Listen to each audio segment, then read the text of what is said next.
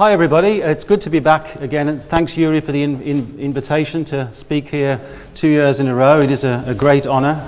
I've spoken to many conventions in Glastonbury before, the Symposium and Megalithomania a few times, so it's great to be back in Glastonbury again. I love Glastonbury, the energies, the people, weird and wacky, wonderful, and the pubs of course. But I've only got 45 minutes today to get into something that's normally a longer talk, so we're going to get right in there really. My 11 books over, does that go down a bit? Is that too bright? Can you see the screen? Can you all see it? Okay. The back door, it's the door I think you're getting the glare from. So my 11 books reflect 25 years of research on ley lines, dowsing, prehistoric monuments, archaeoastronomy, and some of them do include Glastonbury. My novel 13 Moons, its great climax occurs in the Chalice Well Gardens, and the Wessex Astrum describes the hexagram on the Somerset landscape that includes Glastonbury. So I've got a very happy memories about Glastonbury. Last year I spoke here about dragons, symbolism, myths and landscape, where I gave an overview of my take on dragons really, and dragon slayers and what the dragon might be in relation to the chalice, and that's all in my book Stolen Images, which is the guide showing how virtually every single Christian image and a lot of the stories of course have a pagan origin, but I guess a lot of us know that. So this year I'm going to talk about more my own personal quest, connecting with natural, mythological landscapes, re-enchanting the landscape, hunting down dragons, always great fun, but simplifying it. My present project, we've been nicknamed Back to the Mesolithic, before Neolithic, before man built anything, when the real primal shamanism, the hunter-gatherer shamanism, was ripe and alive and kicking in this country, before we complicated everything, I would suggest. And we're kind of calling this project Albion Dreamtime. So I've been rethinking landscapes, going out really as a means to going within every time. Any journey across the land is also an internal one every time, and it mirrors where we are at any particular time.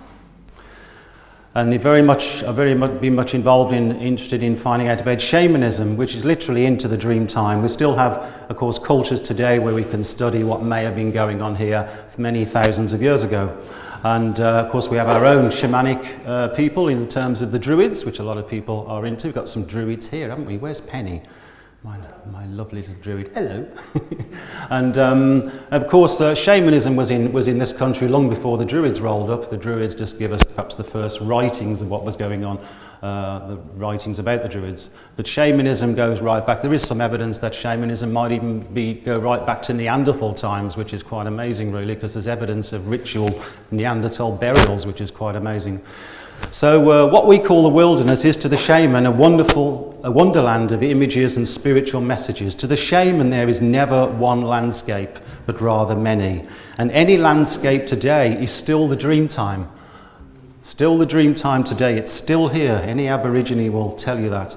In prehistory, as with the indigenous cultures today, the land is the creation of and the abode of deities, ancestors, elementals and spirits. Landscapes are imbued with memory. It's actually myths that link cultures to their landscape. And by myths, I mean the truth, like John was saying. And myths and legends dwell in landscapes, waiting to be overheard by humans who listen, often gifted through osmosis. A great Aboriginal belief is that it's actually the land that holds the myths, and people just tune in on the stories. So, you know, the person who writes a myth down for the first time isn't creating it, they're merely tuning in. And mythologized landscapes are never passive backdrops, rather numinous spaces of potential. A bit like us, landscape is always becoming something else. Always. The earth never has the same days twice, and it never will. And the same is with individual landscapes. So symbolic landscapes, they're the original sacred sites, thousands of years before we erected the first megalith or stone circle, and myths are draped over the land so heavily, especially in Albion. The devil, druids, pixies, giants, dragons, and they're nearly always linked to a natural place, a specific place in the landscape. They don't usually roam all over the place, so this is really interesting that perhaps it's the myth was first birthed by that particular landscape. So ask not whether a myth is historically sound, but rather, is there spiritual truth there? People get right angry, don't they? Around, did this really exist? Did that really happen? What does the Grail mean? And all that sort of thing. I take my wisdom from all the holy books and from wherever it comes from. Why would you restrict yourself to one holy book? And to me, the landscape is the holiest book of all. So what space is depends on who is experiencing it. Just think about that. What space is depends on who is experiencing it and how. It's all egocentric. It's all based on the individual. We take people out onto Dartmoor on our Mindscape weekends, and at the end of the weekend we have a share, and they've all had a different experience. They've all experienced the landscape differently, and I say fabulous, because that's the idea. We don't want everybody to think the same things. I'm sure planet Earth doesn't want us all to think and do the same things. So seeing through ancient eyes, perceiving dreamtime landscapes today. And landscapes, as I'm sure everybody in the room will agree, hold a resonance, they hold a power, they hold wisdom, primordial simplicity and profound mysteries. By seeing landscapes through the eyes of our ancestors, lands who saw it as lands full of mythic imagery, spirits and power, we reach back to deep springs of consciousness that are still in the land today. Symbolic landscapes like the Paps of Anu, the breasts of the Earth Mother, complete with very strategically positioned cairns on the top. I like these. And we went to Greece recently, and nearly every temple we went to is within sight of triangular mountains. Forget the Bosnian pyramids. You go to Greece and there's triangular mountains everywhere, natural mountains. So clearly there's something going on here that interests people about the symbolic shapes of hills. We study any landscape from the inside. It is a mirror, our personal mindscape. And it's always should be a symbiotic two-way experience with everything, especially landscape. We're opening up a two-way dialogue with the landscape. And Sue and I chant and drum, retuning us and re-enchanting the lands, literally, attuning us to its pulse. And every place we go to has a different song. It requires a different chant. From Sue, it requires us to drum slightly differently. And this is Sue drumming. We went in Merlin's cave a few weeks ago, and wow, that was a place and a half, isn't it, at Tintagel. So I wanted to give you a couple of examples of mythologized landscapes. My book, The Cern Giant, Landscape Gods and the Stargate, came out a few years ago, all about the Cern Giant in Dorset. Yuri very kindly gave me permission to use some of his artwork in the book. And I proved that the giant is about 2,000 years old. So we could say it's druidic in a sense.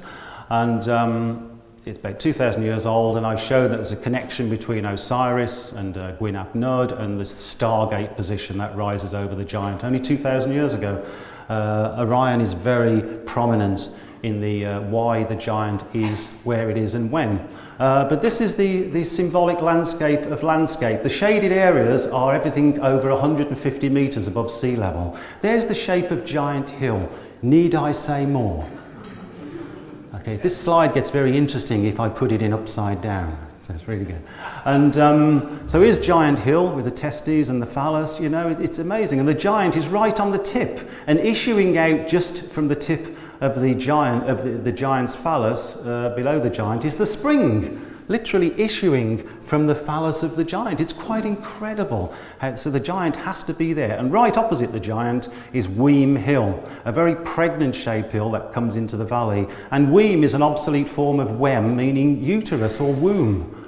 Isn't that incredible? You could not make it up. And of course, it's equinox, sunrise and sunsets, the perfect balance of yin and yang. This is incredible. That's why the giant has to be there, not there, there or there. A great example of a symbolic landscape. And there's a stone across the valley called the Belling Stone, from Bel, Helith, Beltane, if you like, and I worked out that the position between the two is the Beltane sunrise. So I went along, as you do, and I went to that stone, and just with the other side of the hedge, there's the giant visible, not so foreshortened. So I went along on Beltane, which I thought was May the 1st then, and actually you can't see in this light, but the giant is just there, and you can see there's those trees. And I reckon as the giant's moving further north on about the 5th or 6th of May. Even now it'll be rising right over the giant. So we're doing a tour around the giant on June the 9th. Are you moving on? Yes, you are. So dragons, all about dragons this weekend. Durdle Door in Dorset, even known locally in some of the tourist books as the drinking dragon. There he is. How cool is that? If we spotted that, I mean, we are a little bit weird, aren't we? Everybody in this room is a little bit weird. Take it as a compliment. Then they spotted that thousands of years ago. And the idea, when my shamanic teacher, Heather, took me here, she said, go on the dragon. And I went down here as far as I could before I chickened out. So you can actually get right down to about there. And so, yes, we're going back as part of the Albion Dreamtime project to the dragon very shortly. And dragons, of course, occur in woods and in trees. We've all seen faces in trees, of course we have, but some of them are very relevant. This is a huge big tree called the Remedy Oak, or the dragon tree, with its opening mouth. And it's where several ley lines cross in woodlands in Dorset. And incredible. I didn't know about that tree till I went. I thought something interesting is going to be where all these lines cross. And there's this tree that's shaped like a dragon, which has healing folklore. There's a little plaque. But this one blew my mind. We went to Kingley Vale near Portsmouth a few weeks ago, and we came around the corner in the Yew Forest, and both Sue and I just saw this immediately. Isn't that incredible? I can assure you there's no Photoshop on that. And it's probably that dragon's about 2 feet long, just to put it into focus, perhaps a bit more. Absolutely wonderful, isn't it? So there's magic afoot wherever you go. Waterfalls, we're doing a lot of waterfalls at the moment. We're doing natural places. Lots of these have dragon and fairy myths. I always see them as the arteries, the serpents of the primal life force flowing through the land. They're like the veins and arteries in our body. You know, the earth has the ley lines and the energy lines, but also the waterfalls. And we go there overnight sometimes, and wow, when you go to this wood at Lidford Gorge, this is Lidford Gorge near Dartmoor, you know you're not alone. You'll know you're being watched, for sure. And again, we drum and chant there to try and re-enchant the landscape. St Nectan's Glen, I'm sure a lot of you have been there. Wow, this is amazing, where this waterfall crashes through the vulva of the Earth Mother. Absolutely incredible, and sometimes dragon images turn up there. But there's a second waterfall that they've just opened now there. You can go, it's worth going back. It's called the Secret Fall. And what took my notice wasn't the waterfall, it was down here. Can you all see it? This slimy, moss-covered green dragon, and the water's just coming over him 24/7. So it shows it's there all the time. You've just got to look at the landscape with new eyes. Where's this then? Tintagel, yes. So there's a magical place, the castle up the top there associated with Merlin, birth of Arthur. There's Merlin's cave. There's the waterfall. But under here there's something that I'd never spotted or hadn't revealed itself to us until Sue and I went a few weeks ago. That's at the base of the cliff. Can you all see that? It's about 2 meters long. There's the base of the cliff. If I was standing there, I'd be up to about here. Look at this, it's a dragon in flight. It's even like dripping something, or you can tell he's in motion. It's made out of quartz. And when you look at it from above, it's actually sticking out of the cliff. So it's actually 3D. So there's dragons all around if you have eyes to see them. I'm not aware anybody's recorded that before. So, and of course, Merlin's cave is the great place at Tintagel on the beach. There's the waterfall, the dragon's just here. And a massive cave you can walk right through at low tide. I wouldn't try going in there at high tide. And we did some chanting, and the energies there are amazing. They're just flowing through this cave. And when you're under there, you know, you can literally feel the myths heavy on your shoulders of Arthur and Merlin. And when you're in the centre, there's this stereo lapping of the waves, and they're really funny. The waves are coming in the one corner, and they're coming in through the other entrance. So you've got this like stereo effect of the waves, which is really amazing. And we did some gentle drumming and chanting and tuned in, and then I just felt that I had to ask for the drum beat of the dragon. I don't know why, and I started walking, because when we go anywhere, we never know what we're going to chant or we're going to drum. It's up to the place to tell us that, if it wants us to do that at all. And I was gifted the heartbeat beat of the dragon. Do you want to hear it? Yes. I'm glad you said yes. You might want to close your eyes. You might want to put your fingers in your ears, I don't know, but we'll... So, okay. This is what we drummed in Tintagel, what we were given in Tintagel. It's very simple, but it's powerful.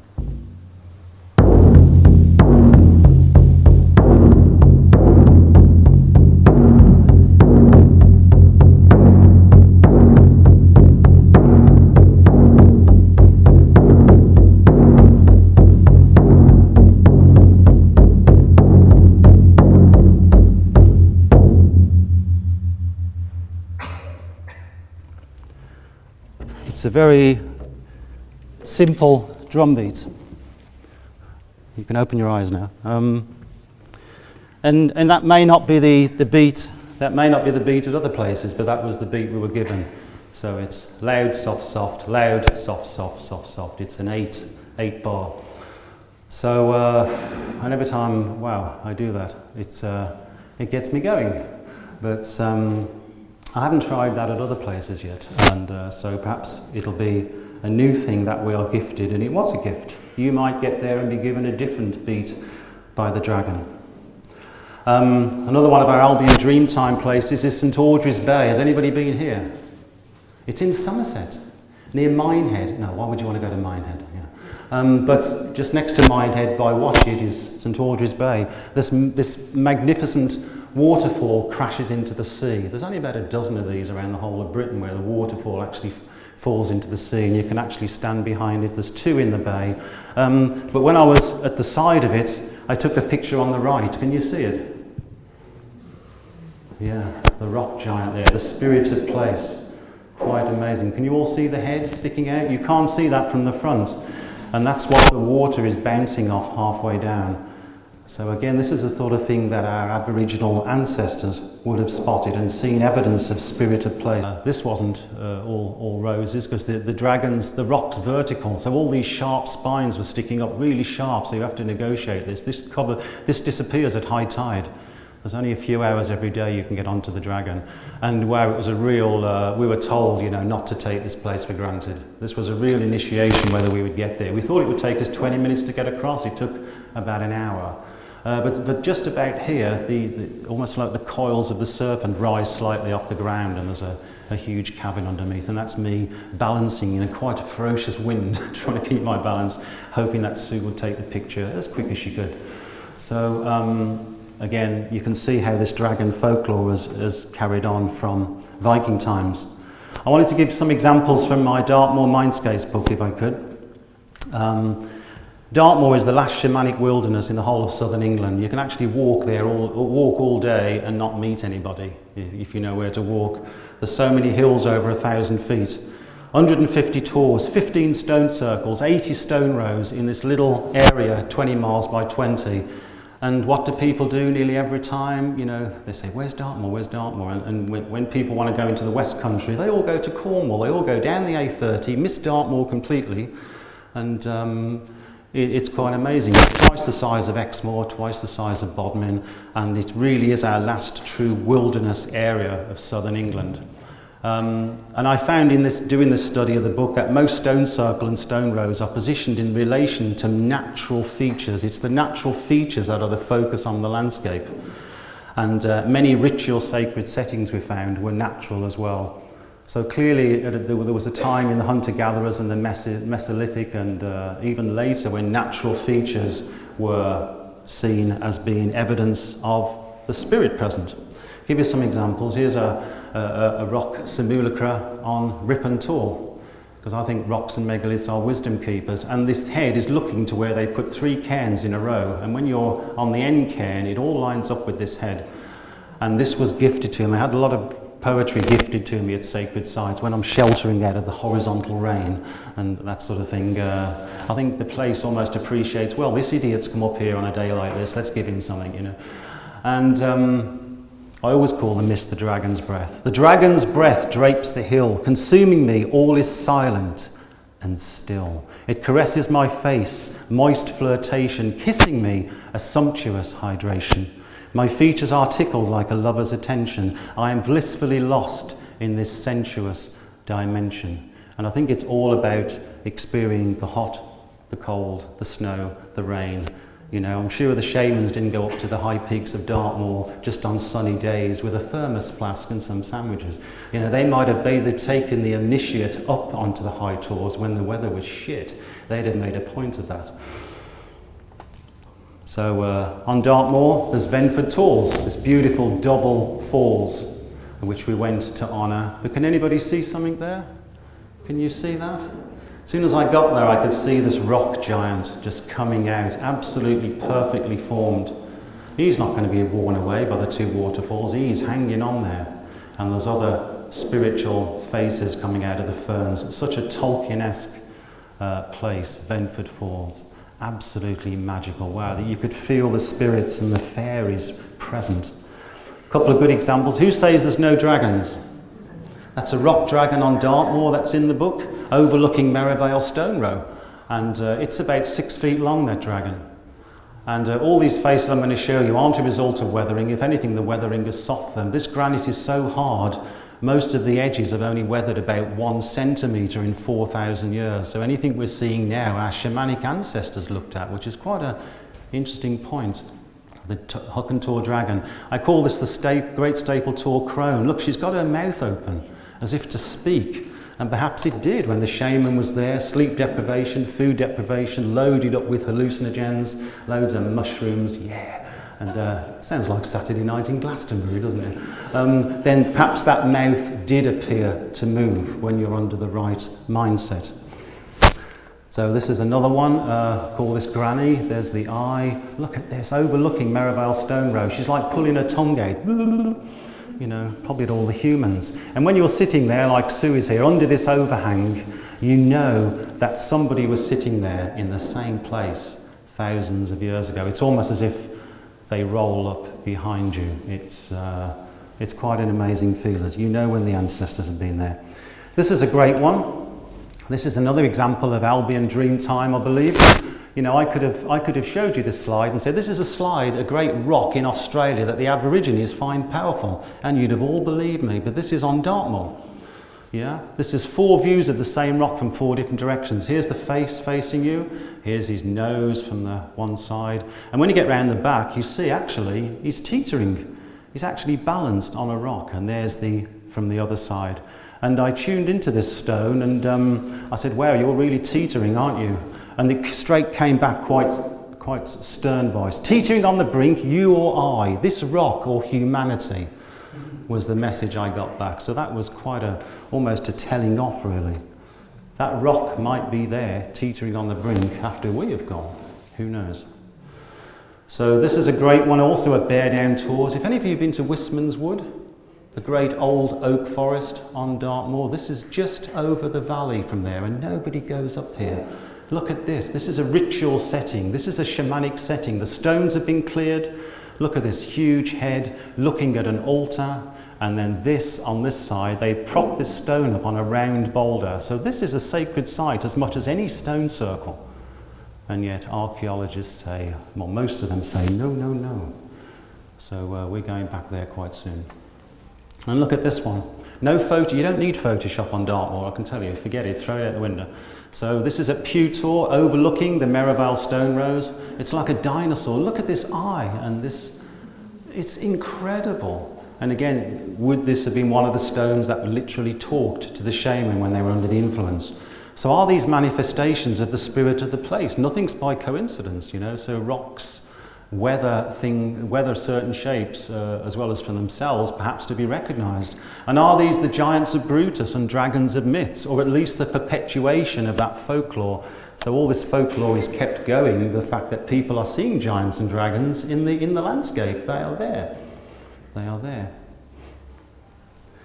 So the poet J. Ramsey said these are places of truth. Again, myths. We're talking about truths here. This is also in Dartmoor Mindscapes, and this is Watton Tor, Watery Tor. It's just like 2 rock giants facing up to each other, isn't it?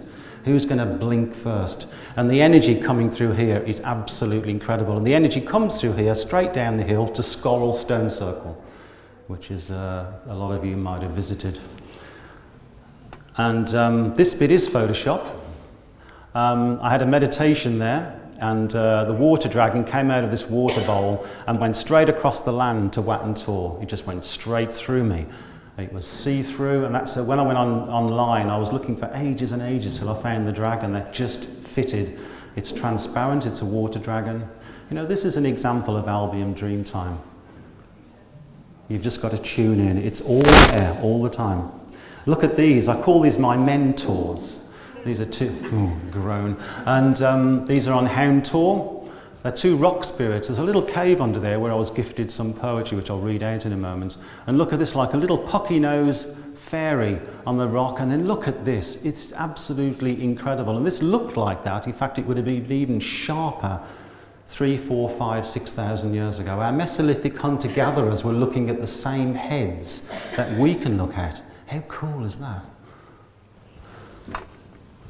So just to put that into context, the wilderness can be a ferocious teacher, it was once said. You know, why should the landscape give us anything when you consider what we've done as a species to the planet? So sometimes we're put through our paces.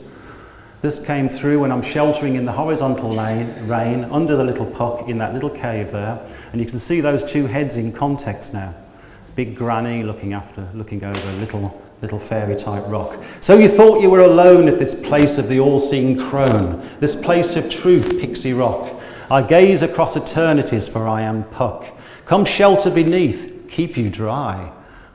But tarry not long, or you may die. But the death is not of flesh, but of your sanity, which I shall thresh. Crush and knead you, your mind I shall grind. For at Pixie Rock you shall become mine. So leave this place while you can. Return if you dare, become more than a man. And I did return. Sometimes it's about stepping out of our comfort zone, seeking out your shadow side, which is illuminated here in this cave with Sue, standing on that liminal, weathered edge, as Caroline Hillier says, like the pilgrims and the prehistoric shamans of Albion long ago. We're going under waterfalls where, you know if you slip off there, you're going to die, and the waterfall is crashing over you, to go skyclad on a rock, and who's to tell me we can't do that? And as you're there and you can feel the sharp quartz between your toes, and the wind is biting at your body, I tell you the other thing you feel alive. You feel alive. Go out of your comfort zone, because like the Grail quest that John was on about, that's where the magic happens. That's where the magic happens, when you're out of your comfort zone. So we are now being invited to retrieve ancient awareness from the mists of time. Let's face it, in the nick of time. It is in the nick of time. I've known for years we're not fighting to save the planet. We couldn't kill the planet if we tried. We're fighting to see whether we're going to be around. That's what we're fighting for. And mythologizing the land, re-enchanting it, is a way forward, I believe. Layering it and enriching it with our own stories. If you go out on the land and be inspired to do paintings or poetry, to me that's just as sacred as reading from the Mabinogion or the words of Taliesin, because we need to layer, the earth wants us, I think, to layer our own stories and myths onto the land. And it's funny, the more I believe in dragons and giants, the more they manifest. It's funny that, isn't it? It's funny that. And being humble can actually be empowering, we have found. And sometimes, like Sue is doing here at the White Lady Fall on Dartmoor, sometimes a simple honouring and giving thanks is enough. We complicate things. We complicate paganism. We complicate everything. How should we cast a circle? Pagan groups have disbanded arguing about that. It's keep it simple. Keep it simple. It's not what's in here, it's what's in here that the earth can feel, that the ancestors can feel. Everything else is a prop, really. So mankind has information today, don't we? God, don't we have information? It blows your mind off, doesn't it? And is blowing minds. But do we have meaning? You stop the average person in the street and say, what's the meaning of your life? And they'll just walk past saying, who's this weirdo? I think we once again need to perceive our land as it really is. No more fake news, and it's Albion Dreamtime. To be still and hear the earth's whispers, to stumble upon those fleeting moments of gnosis, when outside becomes inside, and be consumed by the love. I'm sure a lot of us have felt that. You just tune in and you get so much love from the land or the place you're at. You're reduced to tears. It is so healing. And in spending solitary time in beauty, I've come to the conclusion that there cannot be such beauty and love without there being a purpose. There is a point to all this. What the fuck is it? Right. Who knows? Well, I do think I know, actually, but I have felt for a long time that we are part of the earth seeking to know herself. The earth hasn't been this way before either. Why should we think she knows what's going to happen next? The earth can recall everything that she's happening, but if the earth is living in the now, she hasn't got a clue what's going to happen tomorrow. And we are part of that unfolding. We are part. That's why she doesn't want us all to think the same. Whatever we learn new, she is also learning. So be yourself, be individual. There is a purpose to all this. And perhaps it's about, again, going out of your comfort zone, because to inscribe our personal grail stories onto the land, we may have to challenge that which we would rather ignore. That's the tenet of the quest, isn't it? It's not just to pussyfoot around, and this sort of thing. You've got to go where you don't want to go, but where you feel you have to go. Spirituality isn't doing about what you want to do. It's not about what you want to do, it's what you feel impelled to do. The ancestors are drumming. Yeah. So follow a myth if it calls you, be it Arthurian, the Grail, dragons. For when we consciously go out into nature, we are usually gifted far more than we seek. I walk the land with, to quote Wesley Tudor Pole, with a spirit of expectation now. I always know something's going to happen. You expect it, and I think that brings it to me. My road is still challenging, of course, but my journeying is not about finding myself, but rather about losing myself, the ego part. Dewstone Rock, a great cliff in Dartmoor. There's me at the bottom. The River Plym is coming by, and it's below a Neolithic enclosure. It's got folklore of the devil, the wild hunt, and the wish hound, so of course I'm going to go there. And Sue and I tuned in, and this was given to me. The water speak. Well, this is my note to start with. The water speak in a language I try to remember, and then it comes through. Getting back to dream time, back to then, back to when, making it now. The rocks know the mystery, the pebbles at your feet know it, you know it. Times before, megalith and temple, cross and crescent, god and idol. It's the land. All you seek is in the land.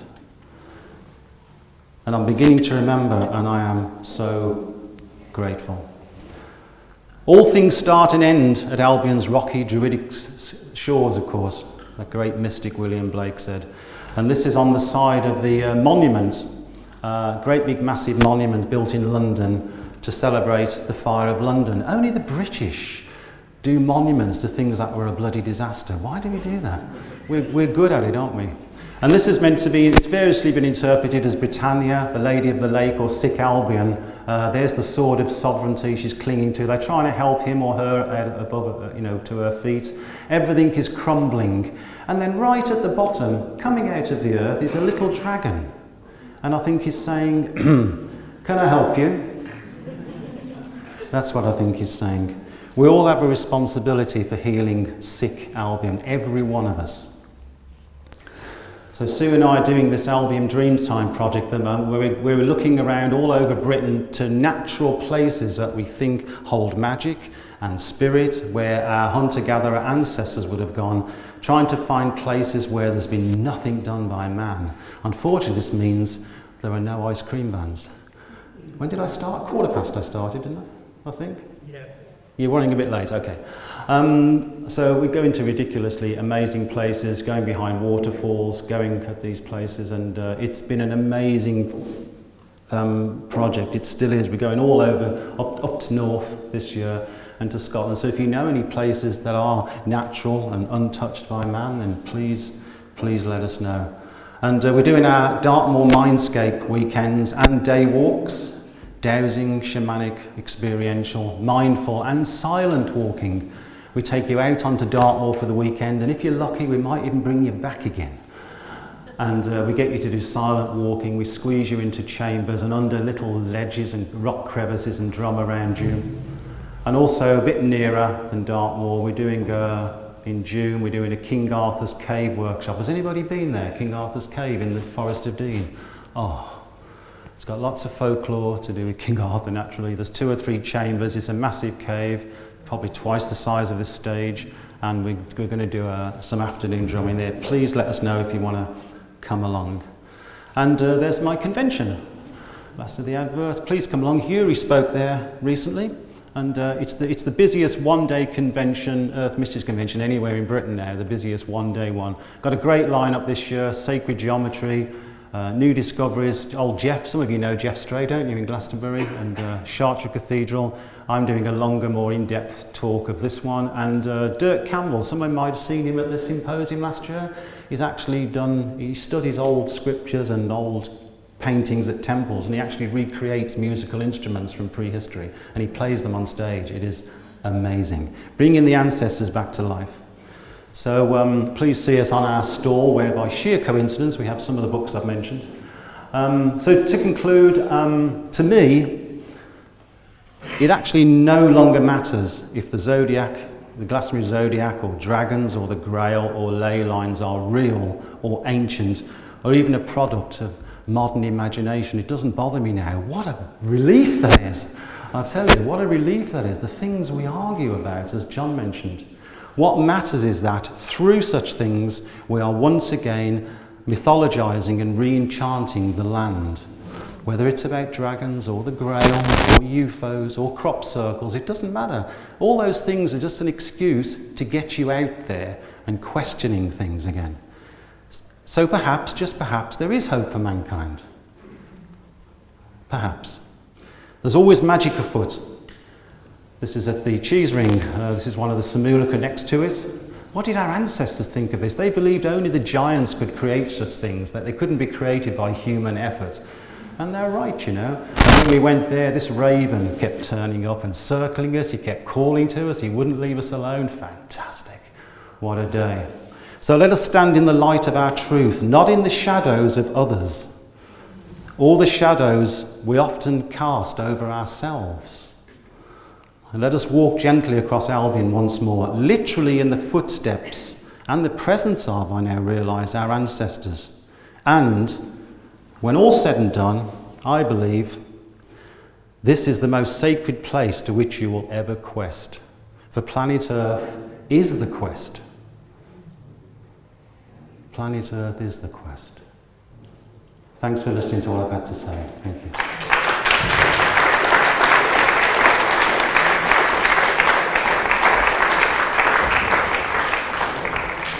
Thank you very much, Peter. You're welcome.